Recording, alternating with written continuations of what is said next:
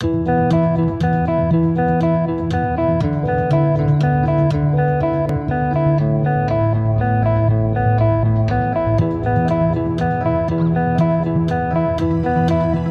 guys, good morning. Good morning. This is unbelievable. You guys are amazing to be here at 9:30 on Saturday. Thank you guys for coming. Welcome to Austin. How many people flew in from outside of Texas? Nice. A lot of people. Well, we want to thank you guys for coming here. We've got an amazing panel today. We hope it's engaging for you guys. We've got some really interesting examples we're going to show you, and hopefully you could also learn from a lot of things we're going to show you today. But the session that we decided to talk about is really all about content, right? How do you create better content? How do you create better and more personalized messaging? And one thing that we do know for certain, especially in 2018, is that most of us have ADD.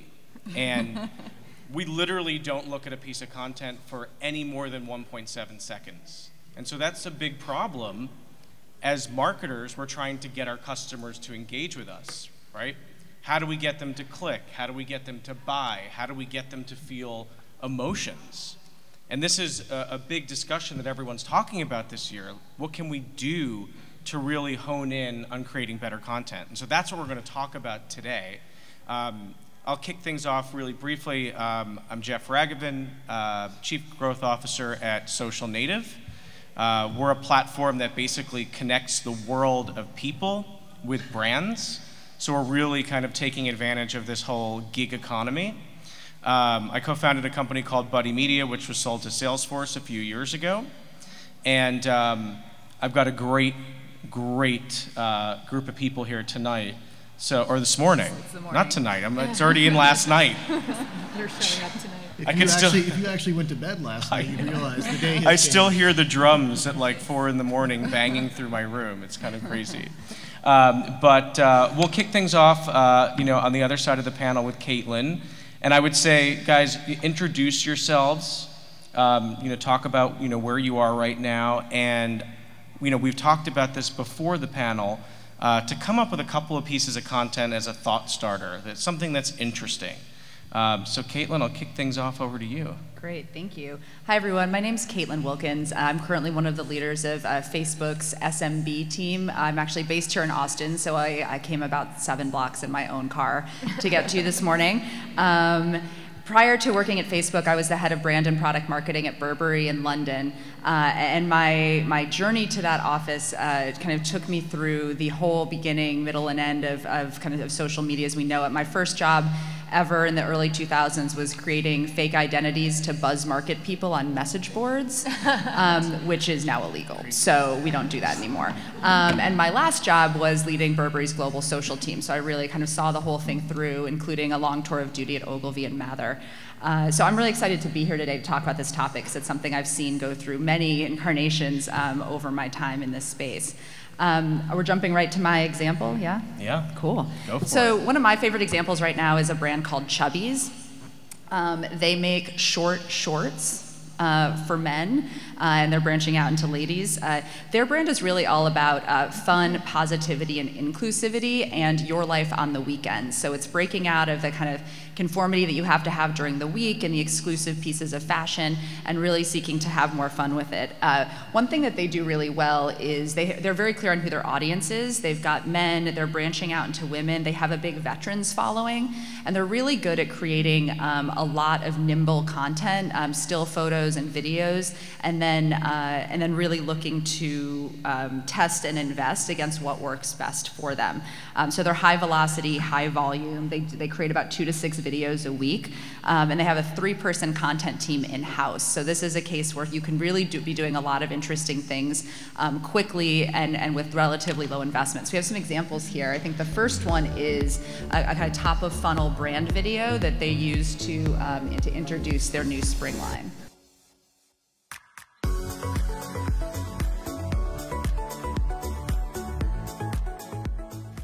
So the second video is targeted specifically to men, and it's focusing on the stretchability of their shorts. They've got a whole messaging line right now about stretch and science and how those two things come together. So you can kind of see how that piece comes out.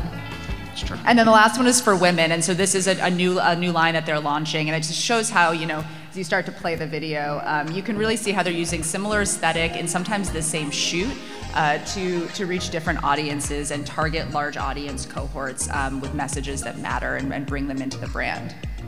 And they did this all in-house, Caitlyn? Yep, it's all in-house. Cool, awesome. Johanna, Murph. Murph. Hi, I am Johanna Murphy. I'd like you to refer to me as Murphy during this. We're only going by last names that here. this like one-to-one marketing and they're not using our names. So please refer to me as Murphy or the Murph during this session. I just left Rag & Bone as the Chief Marketing Officer. I guess it's been about 3 months now. I'll be starting a new CMO gig in June, which I can't announce yet, but I'm excited.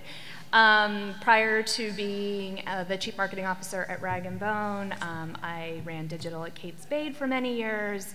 I worked at Razorfish. I'm probably the oldest person at South by, so I started my career. Not true. Pretty close. Not even anywhere near 107 close. years old I am. In fact, I started my career off in the days where there was actually no internet. So I started my career off in traditional brand marketing.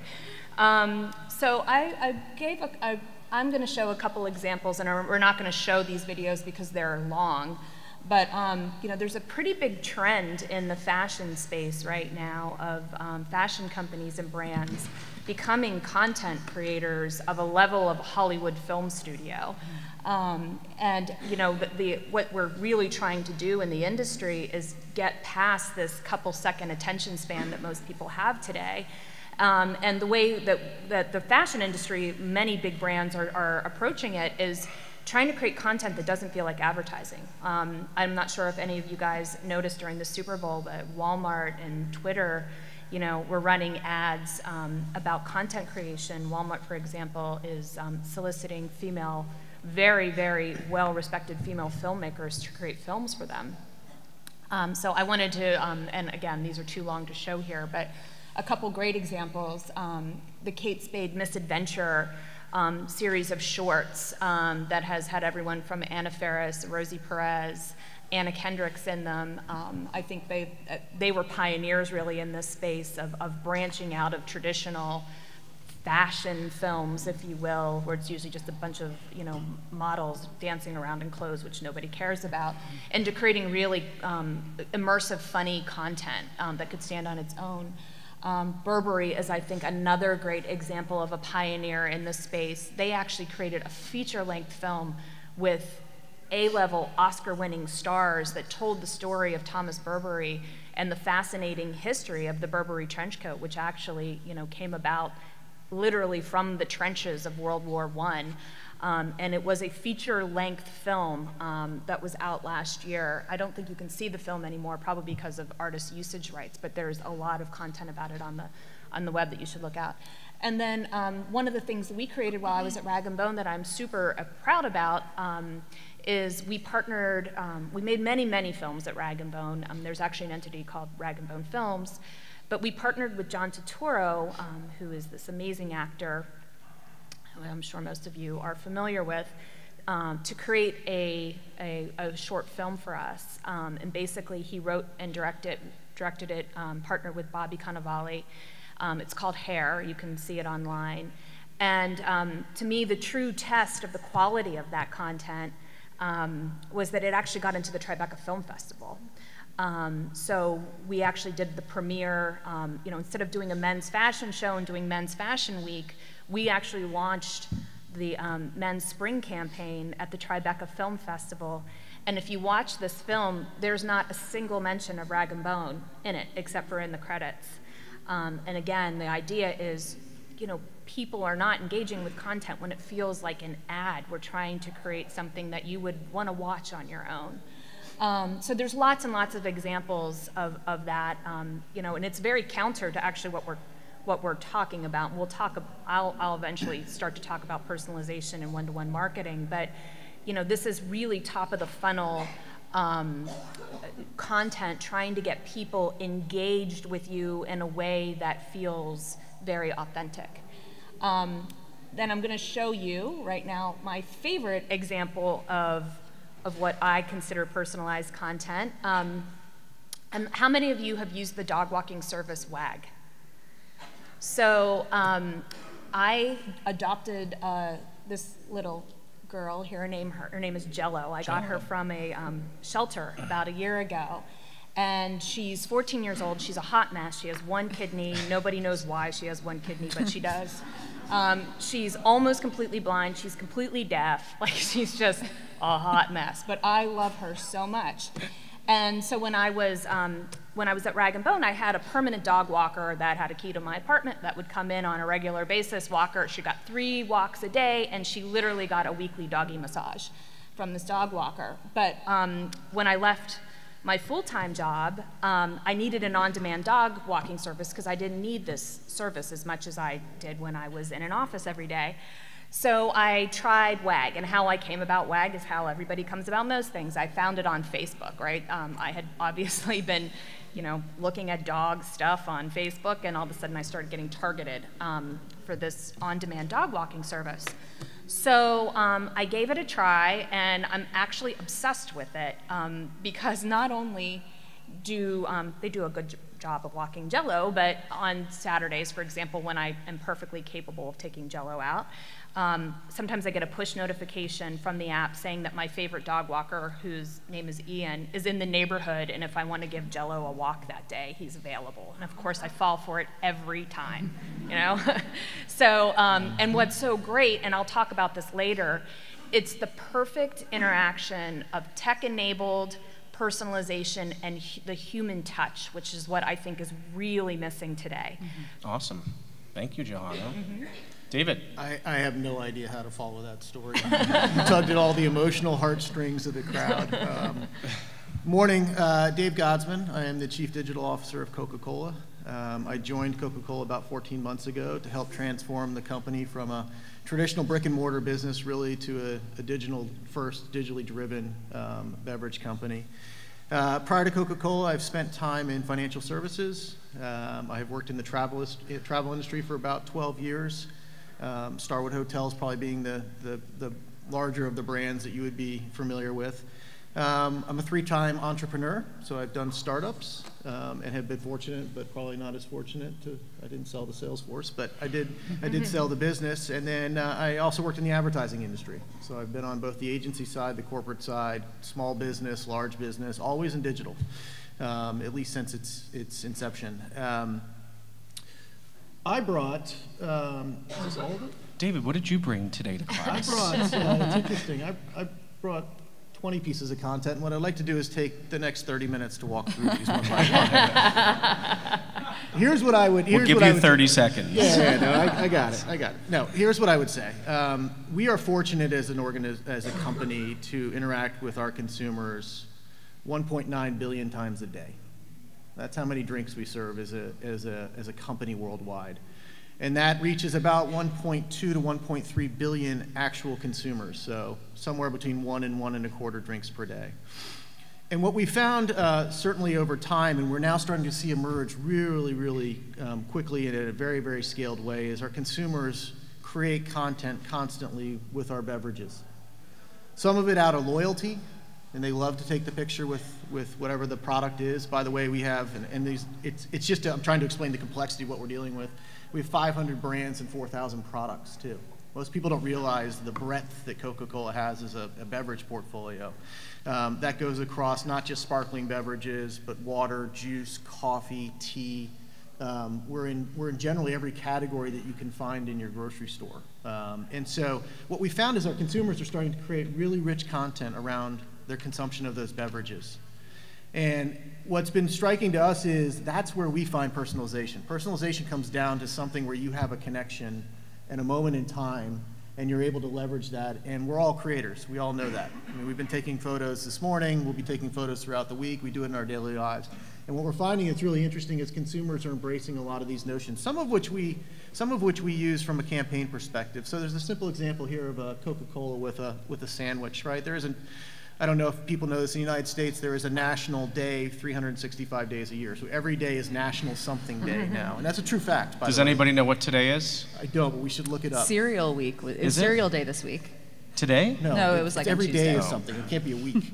But What is it? Mario? March 10th? Oh, very cool. So just congratulations. learned something. Enjoy the Thank day. you. My last comment, now we're just going down a sidetrack, and we're leveraging the web, which is great. What I'd say is, so there is a National Sandwich Day. That's a day where people openly embrace, our consumers have openly embraced the opportunity to create content and post it. And so we monitor this through partners like our friends at Facebook and other channels, and start to harness that community to become creators. And that's helped us a lot to drive this notion of personalization and kind of advance the marketing model. So I'll stop there. Awesome. You know, one thing that kind of resonated with what everybody said on the panel, right, is in-house, agency, creators, right? There is no silver bullet, right? You have to use a mix of all of these different strategies to engage and entice your customers. But I'd say the one thing that remained exactly the same across all of them is true authenticity, right? So people today want to see content that is authentic to them and really kind of aligns with them, and not stuff that's just kind of mass produced to the very, very perfect pixel, right? So I think that was pretty interesting. As we're talking about personalization, I think maybe it'd be helpful to hear from you guys for, you know, when you think about personalization for yourselves, your everyday lives of how you engage with ads or what you see on your own platforms. You know, Caitlyn, maybe we'll start with you. Like, what exactly does personalization mean to you? Sure. So at Facebook, we talk about marketing for people, not marketing at people, which is super germane given this topic at hand, because the message that I want to see as an individual actually changes dramatically depending on where I am in my life cycle with a particular brand or product. So the message, you know, a different message if I've never heard of Rag & Bone, if I have just been on the website and abandoned something in the cart, I need a different message, or if I've just walked out of the store in Sloane Square and spent several £100s on merchandise, which I've never done before, ever, so I wouldn't know anything about that. But in all of those instances, I'm still me, but I need different messages. And so when you think about how to execute, you know, more personalized or targeted marketing, data is really the secret sauce here. Data enables you to look at audiences in new ways and create content for them. So specifically, you know, Facebook has a lot of data, but brands have a lot of data. And I think a lot of people think about, you know, what's happening on your website and these bottom of the funnel hard actions in terms of conversions to retarget or abandon baskets. I think there's a big opportunity to reconsider your intent signals. So look at the data coming out of your email marketing campaigns. Look at your data from retail. Look at your data from your customer databases and obviously the website, and create a map of intent signals across your entire path to purchase, and start to think about how you can cohort audiences around them.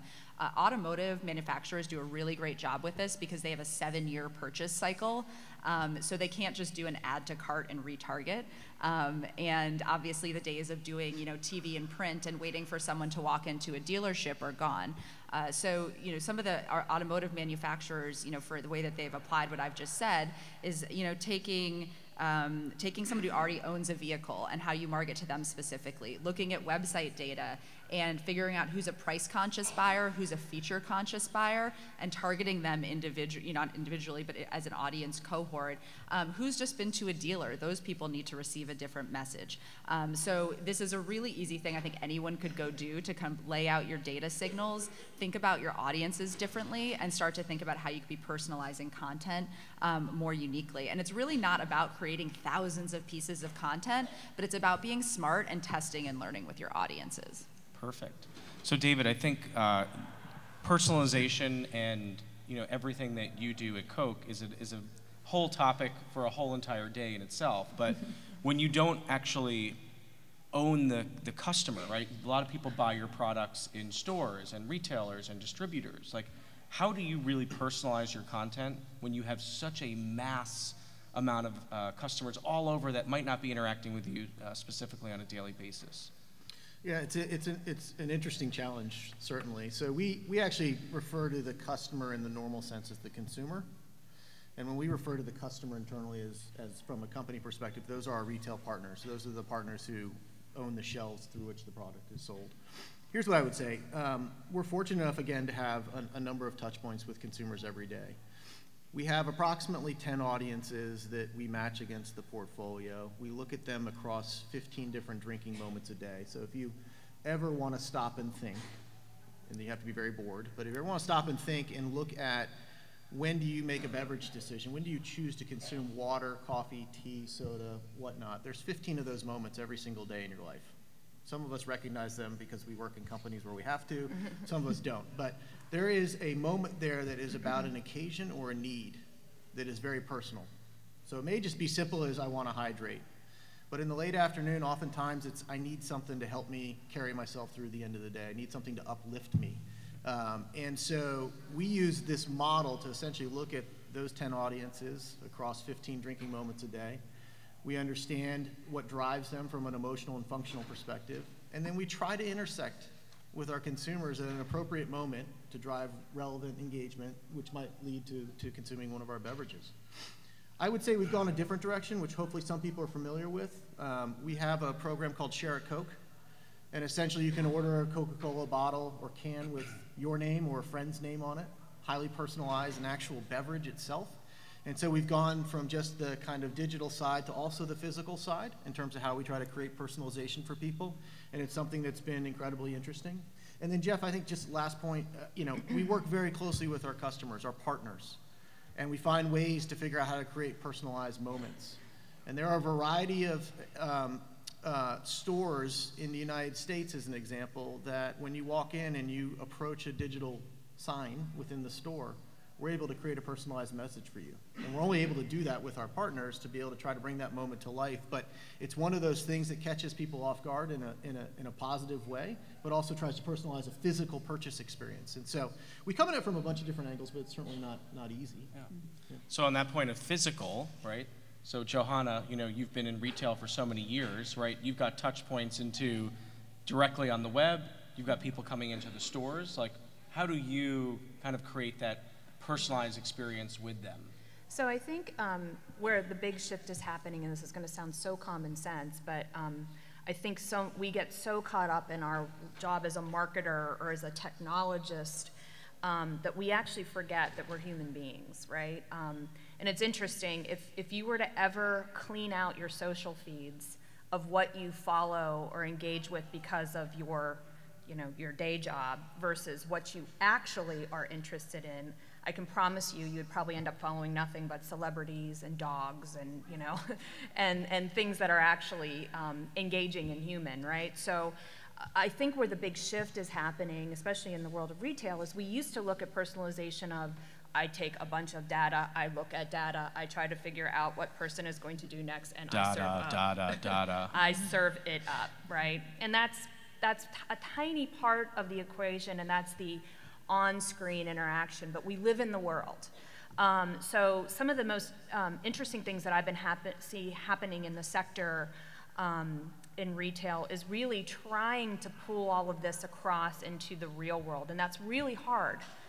It's really hard because that's when you don't have data, like there's just people. What do you do, right? So human being don't know how to interact.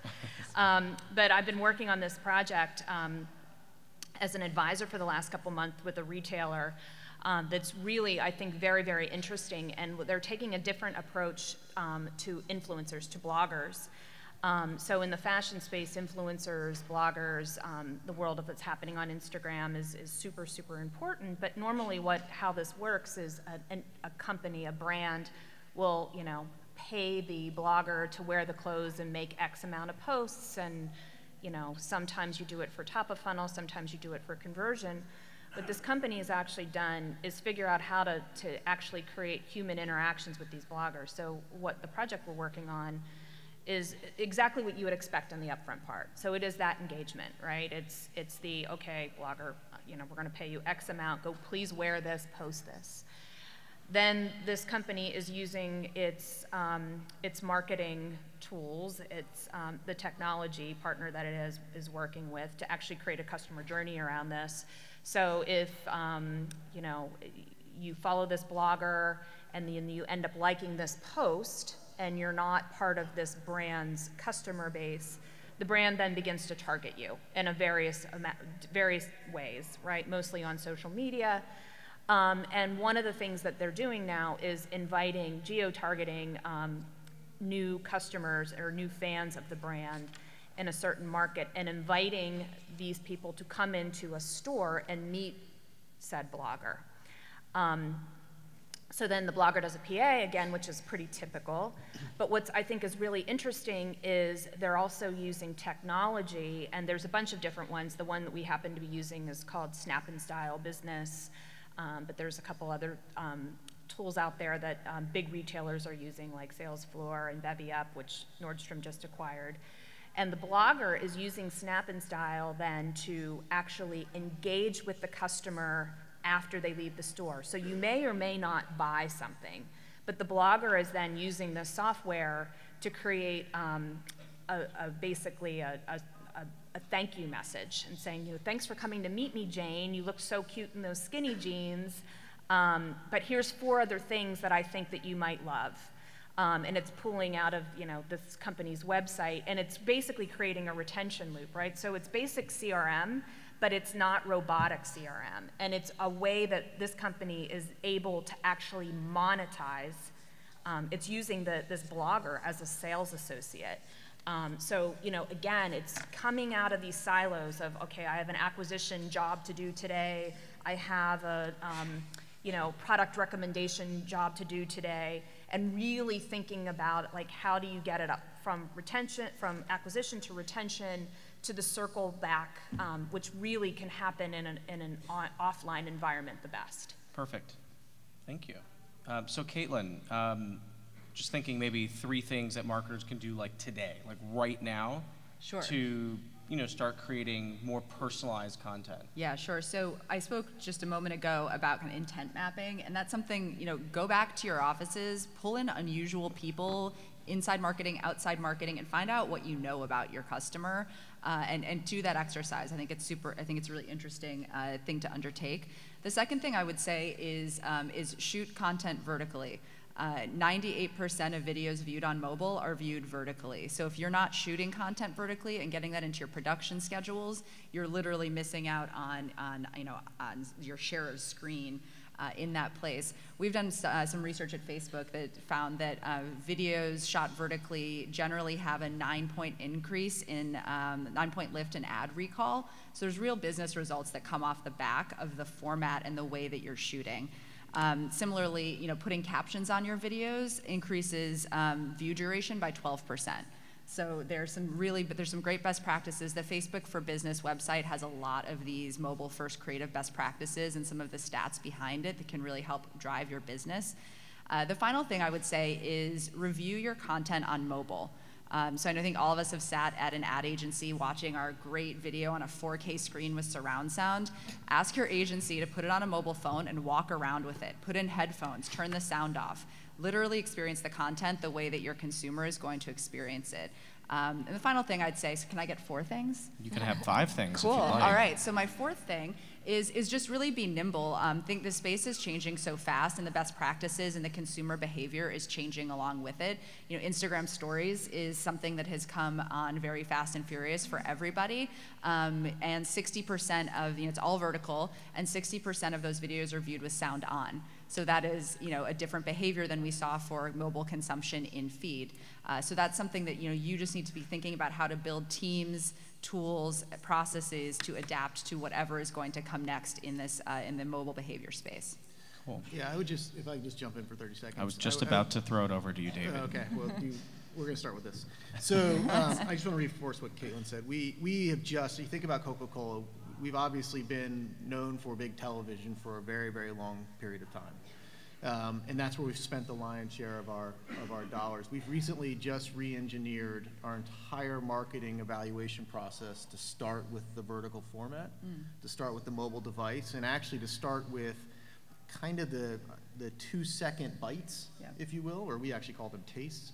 Bites being 6 seconds. But to start with the 2-second exercise, because it makes it an incredibly interesting challenge, not just for our creative partners, but for ourselves as well, to figure out how we communicate that message and communicate that message up front and then allow the rest of the story to play out. And so I think it's incredibly telling, and it's not easy. So for those of us who work in large, big brand, big kind of television-driven environments, to make that shift takes some time. And so I would certainly encourage everybody to just make that leap yesterday and start with that as a review discipline, because it changes the dynamic entirely of what you're trying to do and how you tell your story. This topic of video length is one that comes up all the time. It's such a hot topic. Generally you hear shorter is better, but then you're like, but my buddy Yeti, he's doing this thing and everyone loves their long form content. Should I be doing long form content? I see these cinematic films. Facebook, the thing to remember coming out of this Facebook, we talk about 70-20-10. That's all based about mobile consumption behavior. So 70% of content is consumed on the go. It's you walking over here, you're just breezing through your feed, you're going really fast. When you're developing for that kind of on-the-go moment, you really need to be thinking about that 2-second, grabbing attention, really quickly getting your brand and product benefits across. 20% of the time, consumers are consuming in a way we call lean in, which is they have a bit more time. They might be waiting for a super awesome South by Southwest panel to start, and they have a little bit of time to click around, to scroll through, a carousel, to go explore on a Canvas unit, and that's a time where you could really almost move someone through the funnel to purchase. And then the 10% of the time is lean back, and that's when you're at home on your couch about to go to bed, you might be watching some of these longer form videos, and there's a place for all of it in the marketing mix. And so I think, as you alluded to, figuring out which parts of your audience cohorts want which things at which times is really critical, and testing to invest is important. I know Social Native, you guys did some great stuff with Dollar Shave Club, where you had several hundred pieces of short form static content and started to test and see what worked for different audiences, and then doubled down hard when you figured out what worked. So I think what you guys are doing at Coke is really on point, and that's how a lot of the most successful advertisers on the Facebook platform now are seeing big returns. And just I was going to say, Johanna, one thing that I would love to hear from you is the whole notion of physical and digital, right? Retail, in store, like people going in, touching things, maybe leaving and then looking online. Maybe some advice you can give to people here who might have both, physical and digital. Any advice for them on how to really put together a nice, customized, personalized marketing program that works? Yeah, so just to step back on to riff on what everybody was just talking about, I do think one of the things you have to think of is when you're creating content is be a human being first, right? Like think about Insta stories, and when you're watching stories, how jarring it is to go from, watching your buddies do whatever it is they're doing, watching, Ella the Bean video, watching Derek Glassberg, and you're like super engaged, and then all of a sudden like a brand has some sponsored piece of content. It's jarring. It's right? That's really important. What you really have, you're trying not to create that jarring moment. You need to feel just as authentic as those other things that you would actually just flow in your Insta stories. So and that's what these fashion brands that are trying to create these films are trying to do, right? They're trying to live natively in that channel. And what those channels, what Facebook and Instagram, why they're so successful is because they feel so personal. They don't feel like advertising platforms. So again, when you're thinking about creating content, to me that's the big litmus test. Like, can this flow naturally through Insta stories without you getting jarred and annoyed? Now back to the online, offline, it's really hard, right? It's really, really hard. And the reason it is hard is because, again, there's not a lot of context for how technology works in a physical environment yet, right? And again, a lot of it's siloed. And usually different parts of an organization control digital, someone else controls store operations or store experiences. There is an interesting rise of this notion of the chief customer officer that's starting to bubble up, of somebody that is actually, it's like a chief digital officer, a CMO, and an ops person all combined in one, and what the nut they're trying to crack is, how do I use technology to create this seamless customer experience? And it goes beyond marketing, right? Such a huge part of this is service. And I think there's a couple of interesting businesses that are starting to pop up. And they're not really completely across the customer journey yet, but they are using technology and human interaction to create these great experiences. I think Stitch Fix is one of them. They have an amazing algorithm but there's also a human being that's actually curating and making sure that what goes in that box that you get is actually right for you. WAG, I think, is another example of how technology, that would be a very different dog walking experience if I wasn't getting the feedback from the human being that was with, my dog. And then I'm not sure how many of you went to the fashion Crossroads session last night with Jose Neves from Farfetch. But the stuff that they're experimenting with browns, I think, is really interesting. So for some of their top customers, they've geo-fenced the store, and there's an app that you can actually, before you walk into the store, let them know, like, I don't want an associate to talk to me, right? So it's funny, it's using technology to basically cue a sales associate of like how to interact with you. But again, I don't think anybody's really cracked the nut from end-to-end customer experience, but I think that's what we're all in the room today to start to think about and go back. It's like, it's to what you were saying, like you have to go back to the organization and figure out who owns all these different pockets of the customer experience and figure out how to pull it all together and use technology to deliver on that. Perfect. All right, guys, I want to thank our panelists. You guys were awesome. Let's go have a beverage moment. Exactly. Thank you guys for coming out so early, too, and sticking around. We really appreciate it. Have a good day.